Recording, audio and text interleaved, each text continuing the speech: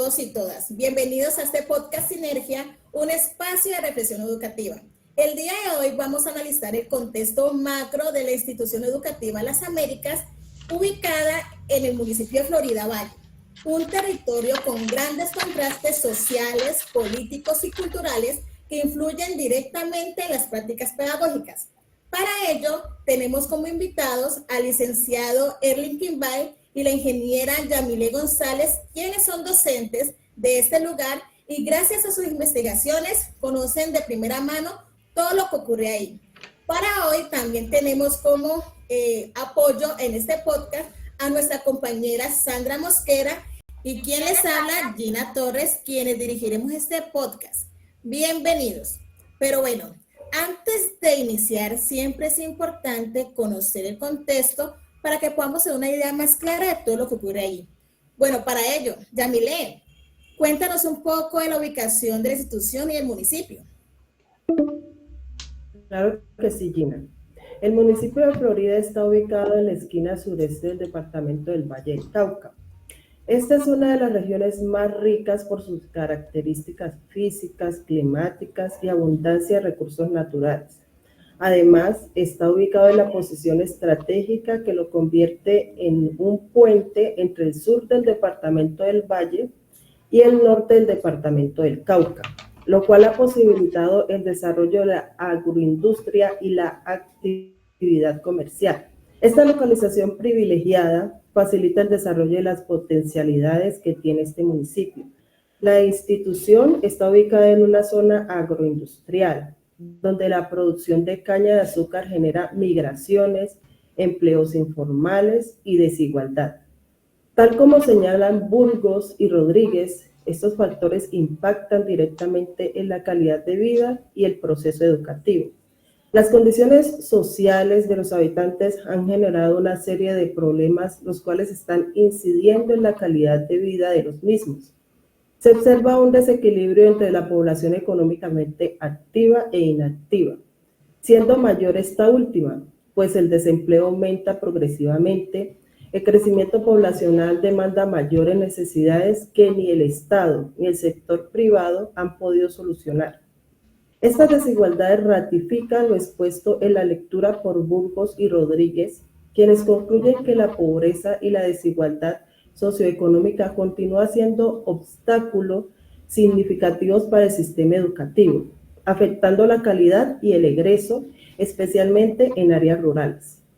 De otra parte, es un municipio que presenta altos índices de pobreza, lo cual genera dificultades como la delincuencia común y con ella la violencia de carácter social manifestada en la liquidación física por robos, riñas, atracos, ajustes de cuentas, generando un ambiente de inseguridad que se soluciona si las condiciones que las crean cambian.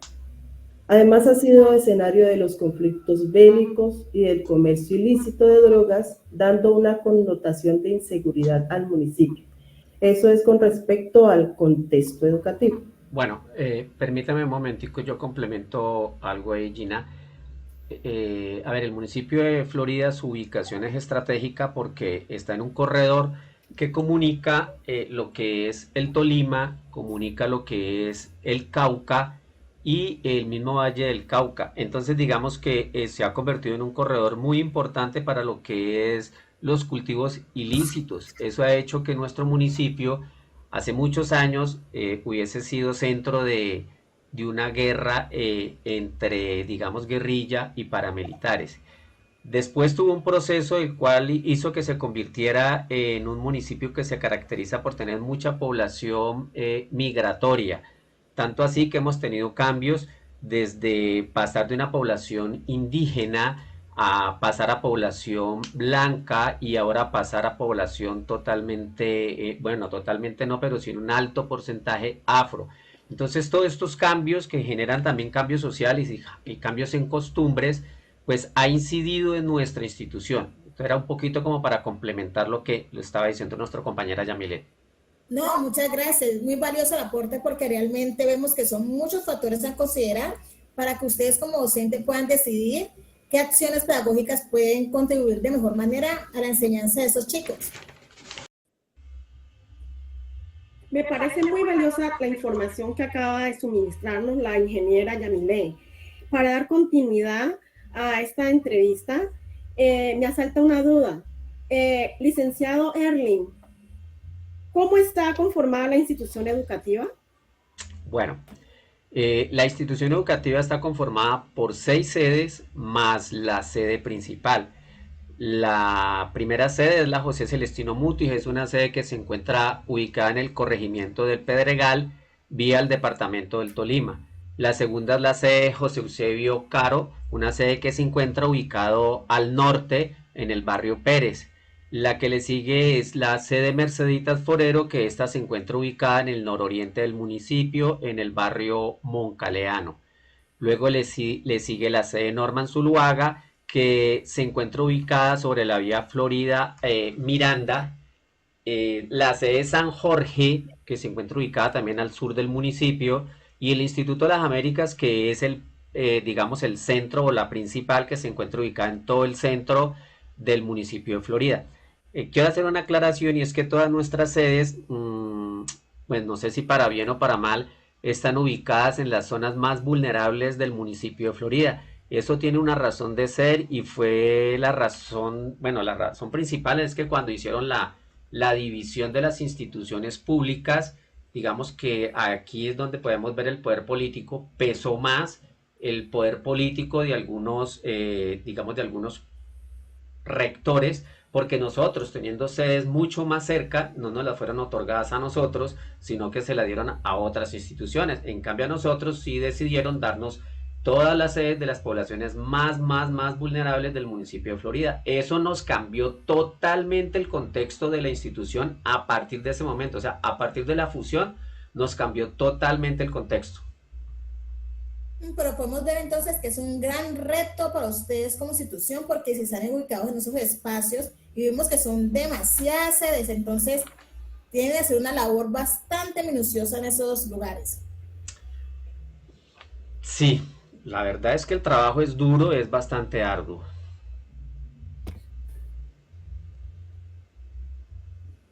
Pasando a otro capítulo, para comenzar, ¿qué condiciones sociales o comunitarias influyen actualmente en la institución educativa de las Américas? Bueno, contesto yo. La institución está ubicada en la zona agroindustrial, donde la producción de caña de azúcar genera migraciones, empleos informales y desigualdad. Tal como señala Burgos y Rodríguez en su artículo antes mencionado, estos factores impactan directamente en la calidad de vida y el proceso educativo. Si me permites, complemento, Sandra, ahí. Digamos que esa parte de las condiciones sociales o comunitarias nosotros la vemos reflejada en las 3 instituciones principales del municipio de Florida. Nosotros tenemos 3 instituciones, ¿sí? Que son la Institución Educativa de las Américas, el Industrial y lo que es el comúnmente llamado el Colegio Femenino. Entonces digamos que hubo una estratificación en cuanto a los estudiantes que cada institución maneja. Nosotros nos quedamos con las instituciones o nos quedamos con los estudiantes pertenecientes a los cañeros, a la gente desempleada, a la gente, digamos, que también tiene hijos, perdón, tiene padres que son delincuentes. Entonces nos tocó los estratos 1, estrato 2 y gente sin estrato. Mientras que las otras instituciones manejan un nivel un poco más arriba, ya manejan la gente de estrato 3, gente de estrato 2 y 3. Entonces eso también generó diferencia entre las 3 instituciones principales, generando unas marcadas diferencias entre los mismos estudiantes e inclusive entre los mismos docentes. Me parece muy valiosa la respuesta de los licenciados. Nos han dado claridad acerca del contexto social y político en la institución. ¿Y qué indicaciones tienen las políticas públicas, locales, regionales o nacionales sobre las actividades que se desarrollan? Bueno, también te respondo esa pregunta. Las políticas educativas nacionales buscan inclusión, pero en contextos como el nuestro, la implementación enfrenta barreras estructurales, la pobreza, la violencia, la falta de acompañamiento familiar, por ejemplo.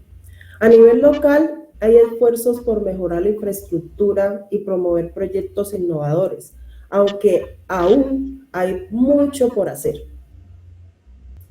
Pasemos al espacio escolar. ¿Cómo es el escenario donde se desarrollan las prácticas educativas?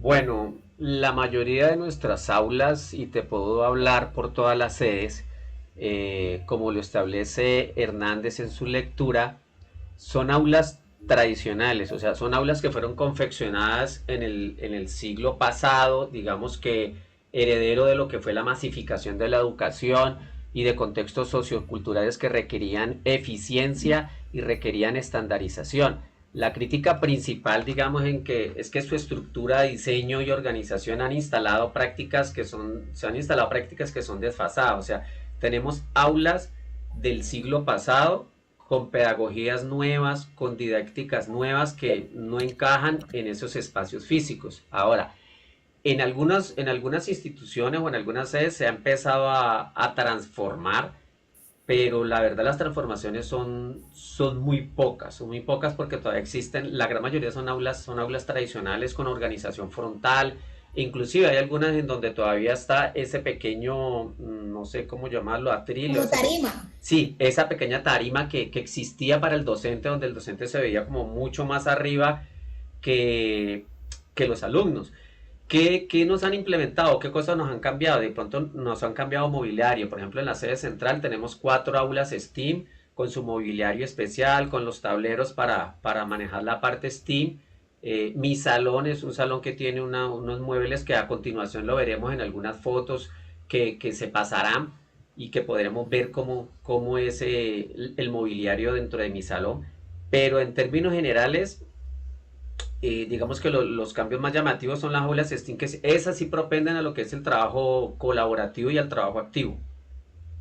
Pues lo importante es que, digamos que a pesar de la estructuración ya planteada hace años, se ha logrado hacer pasos pequeños que futuramente van a dar pasos gigantes. Esa es la importancia, ¿no? Sí, eso esperamos, por lo menos, bueno, aunque eso también depende, ¿no? Tú puedes tener, como en algunas circunstancias yo le he dicho, tú puedes tener un Ferrari, pero de pronto si tú lo llevas a una autopista en donde no puedes correr a más de 60, entonces no sirve. Digamos que eso pasa mucho en los colegios también, los están dotando de aulas STEAM, pero no hay docentes con las capacidades ni con los conocimientos para poder desarrollar proyectos ni manejar los implementos que existen dentro de estas aulas. ¿Quiénes participan y cómo se relacionan en estas prácticas?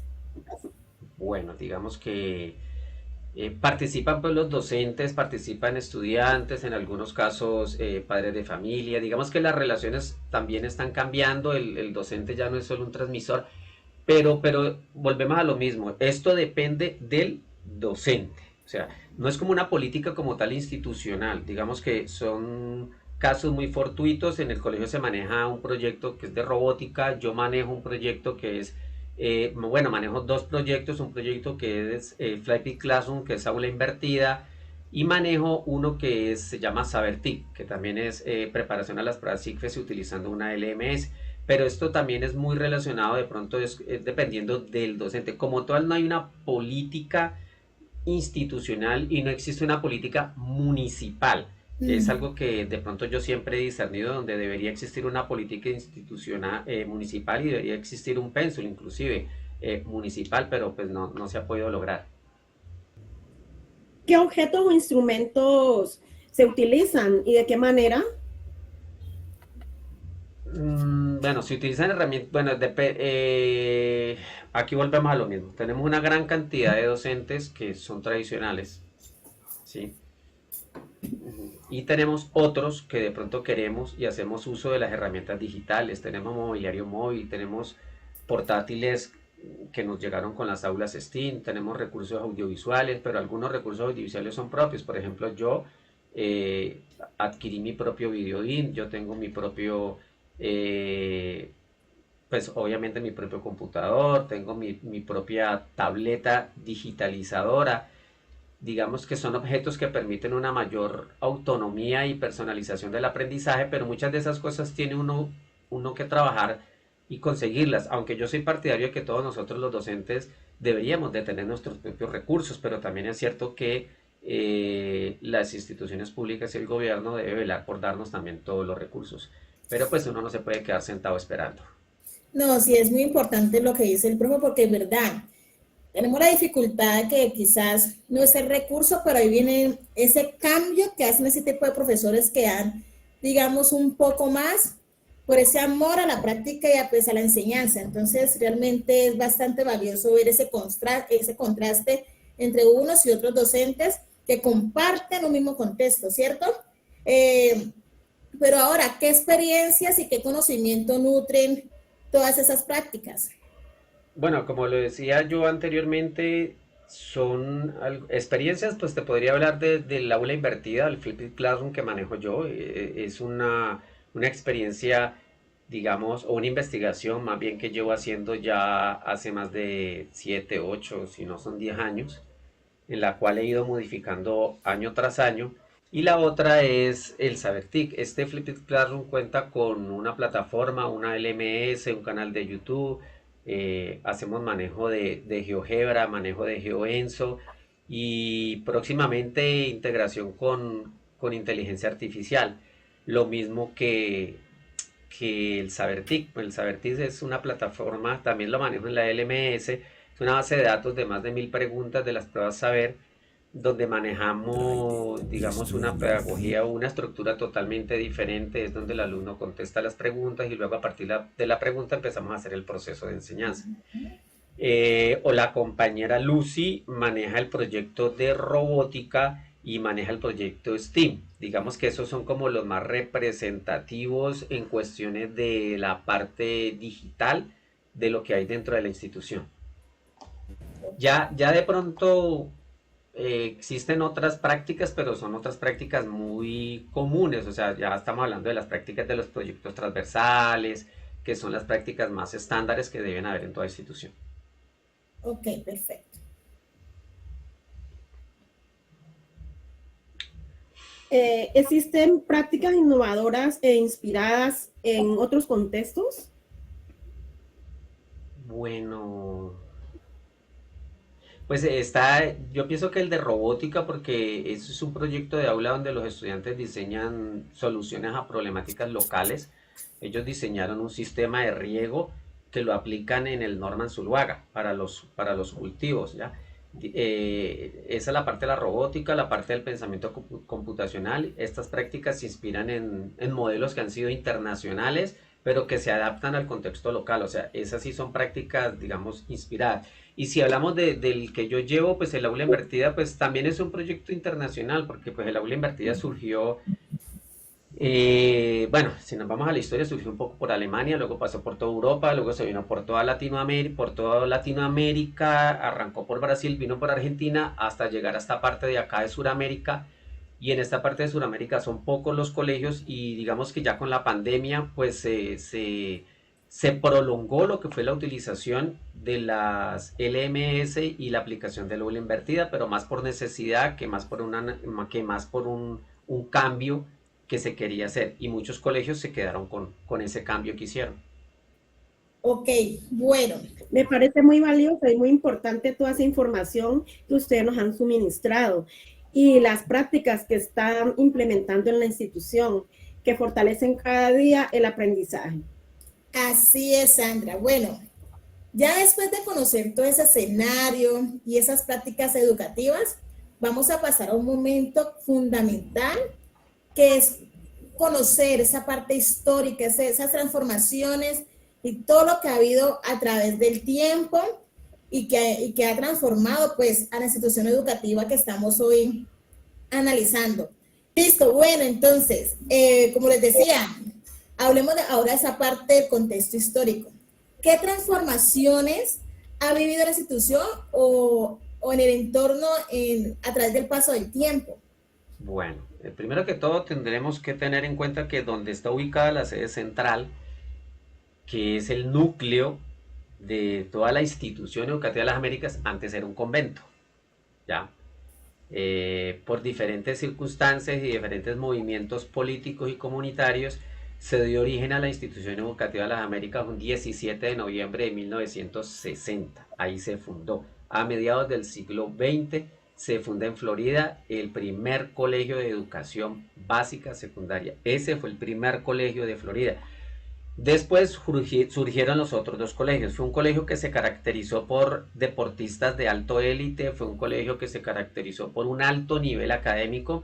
De hecho, para no ir muy lejos, la rectora del Industrial es graduada en la Institución Educativa de las Américas y muchos de los ilustres son graduados de la Institución Educativa de las Américas. Pero como yo les decía ahorita, Florida se convirtió en un municipio donde la población es población de paso, ¿ya?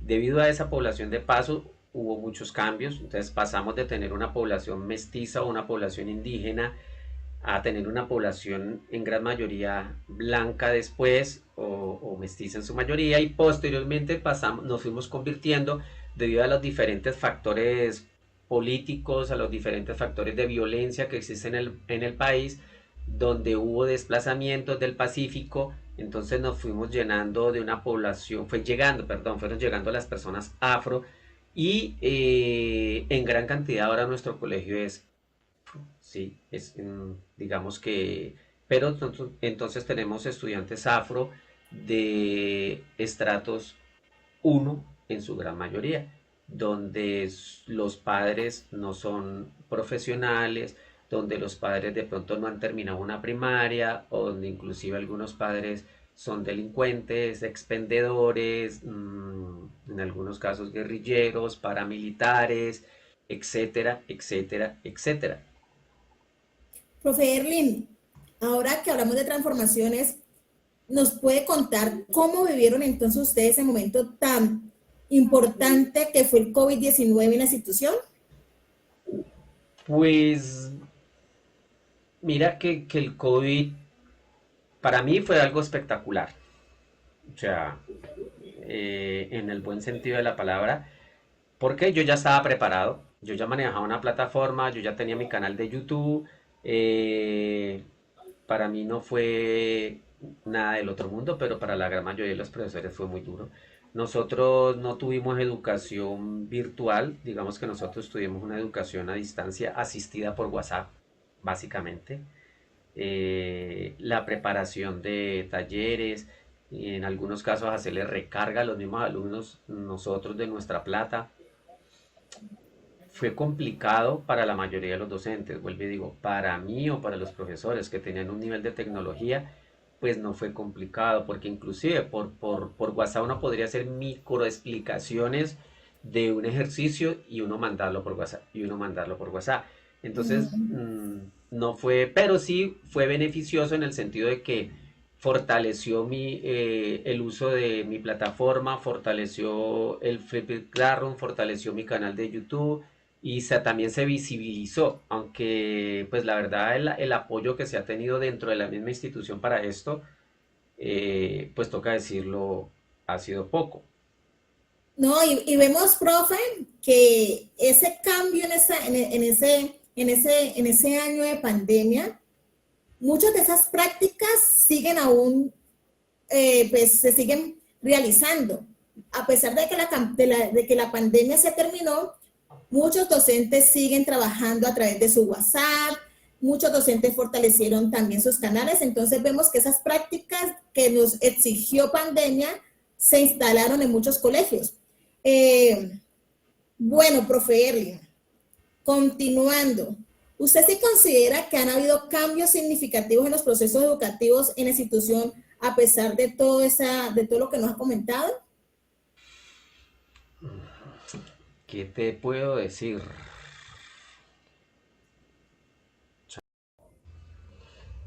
Bueno, a ver, ¿qué te digo? Sí, se han incorporado metodologías activas, se han fortalecido la formación docente en TIC y se han creado espacios para el aprendizaje autónomo, aunque no todos los cambios han sido sostenidos, ¿no? Algunos proyectos se han consolidado y como yo le decía, Todo depende también del apoyo que se tenga, todo depende de la estructura que se tenga. Por ejemplo, yo en mi salón cuento con un espacio, cuento con unas mesas, pero tengo que gestionar yo mismo. Entonces, por ejemplo, se dañaron las sillas, entonces yo, nomás este fin de semana, estaban soldando más de 20 sillas, arreglándolas. Se dañó el aire acondicionado, entonces tengo que mandar a hacer el mantenimiento del aire acondicionado. Había que comprar un soporte para el video BIM, entonces se hizo y se compró el soporte para el video BIM.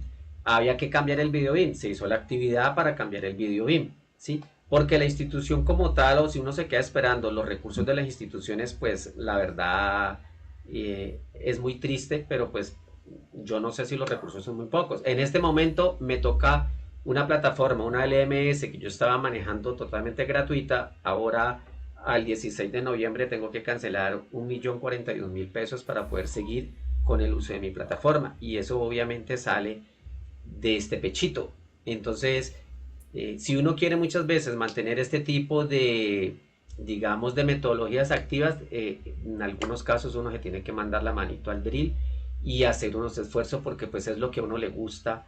Entonces también depende mucho del docente, y que el docente quiera hacer eso, porque muchos docentes dicen, no, no, yo no voy a pagar eso, no, yo no hago eso, eso le corresponde a, eso le toca a. No sé, Gina, perdón, Yamile, si quieras complementar tú algo acerca de estos cambios significativos. Claro que sí, claro que sí han ocurrido cambios significativos en los procesos educativos hoy en día, ya que en estos tiempos los estudiantes son mucho más, se le da mucho más protagonismo a ellos. Ellos son más activos en su proceso de aprendizaje, con metodologías, por ejemplo, en aprendizaje basado en proyectos. Ellos pueden participar trabajando colaborativamente en el desarrollo de los proyectos que proponemos en las aulas de clase. Inclusive ellos pueden dar opiniones de cómo se pueden mejorar esos procesos. Ya ellos pueden opinar, y nosotros los docentes estamos abiertos a escuchar esas propuestas que ellos tienen. Entonces, claro que sí, en pro de mejorar la calidad de la educación, hoy en día se han dado unos cambios muy significativos al proceso educativo. Bien, muy bien. Realmente es muy valioso toda esa información que nos están dando el día de hoy.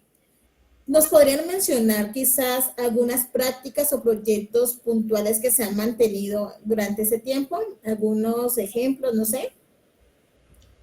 Bueno, pues ya suena un poco redundante, pero por ejemplo la práctica de la que yo te decía, el proyecto de robótica, el aula invertida, el Sabertic, el proyecto de aulas STEAM que lo maneja la profesora Lucy. Digamos que esas son las que se han mantenido, y las que pensamos, o las que tenemos en pie para incorporar desde este año, y que estamos trabajando en eso, o que de pronto sí, la compañera Lucy le está trabajando y yo también le estoy trabajando, es hacer un cambio en el currículo con la utilización de la inteligencia artificial y la implementación de la inteligencia artificial para el año entrante dentro del aula de clase. Bueno, pudimos observar todos aquí, los que estamos presentes, que este contexto es muy complejo, este ecosistema educativo. Primero, lo valioso que es conocerlo, porque a partir de este conocimiento se pueden tomar mejores decisiones, ¿cierto? Entonces, ¿cómo podemos pensar en intervenciones educativas que sean efectivas ya después de tener toda esa información? La profe Yami, ¿qué nos dice? Sí, reconociendo que las desigualdades no solo vienen de fuera, sino que también pueden transformarse desde dentro del aula. La innovación pedagógica, el uso consciente y responsable de las herramientas TIC y la participación activa son claves para reconfigurar la educación. Mira, Gina, permíteme, yo complemento una cosa ahí. Esas intervenciones, digamos, para que estas intervenciones educativas sean más efectivas, yo pienso que, como lo establece Burgos y Rodríguez en su texto en cuanto a cómo influye lo que son las desigualdades económicas y las desigualdades sociales. Estas desigualdades económicas y estas desigualdades sociales también generan unos altos problemas emocionales en los muchachos. Entonces, en la medida en la que también se intervenga la parte emocional, la parte del manejo de las emociones de los muchachos, también podemos mejorar, digamos, los procesos de aprendizaje y podemos mejorar toda la parte de conocimiento, ¿ya? Porque indiscutiblemente las emociones son muy importantes.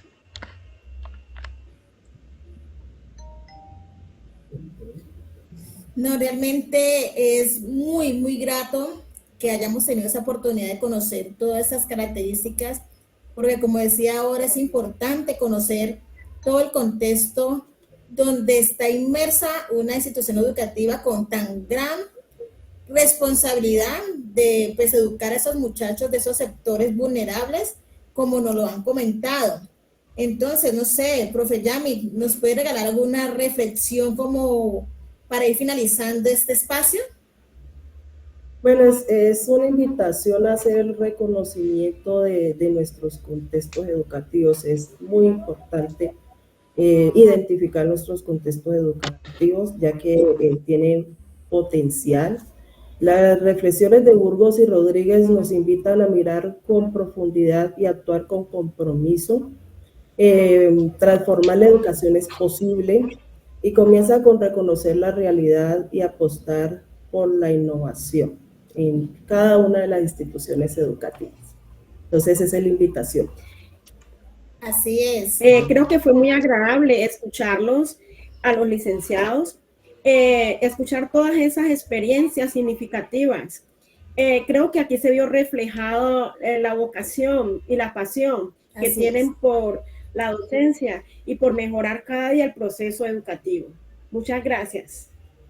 Así es. Gracias a ustedes por la invitación. Realmente muchas gracias por acompañarnos en este episodio de este podcast Sinergia. Esperamos que esta conversación les haya permitido comprender la importancia de conocer esos contextos, ese contexto macro de las instituciones que, como pudimos observar, esa ha tenido grandes retos, pero gracias a docentes como ustedes, esas dificultades las han convertido en oportunidades para mejorar cada día y pues siempre con el objetivo claro de aportar a la formación, a la educación de estos niños y jóvenes de este departamento del Valle del Cauca, principalmente en el municipio de Florida. Entonces, muchas gracias por acompañarnos, profe Erling, profe Yamile y mi compañera Sandra por colaborarme en este espacio. Muchas gracias. Hasta la próxima. Muchas gracias. Hasta la próxima. Muchas gracias.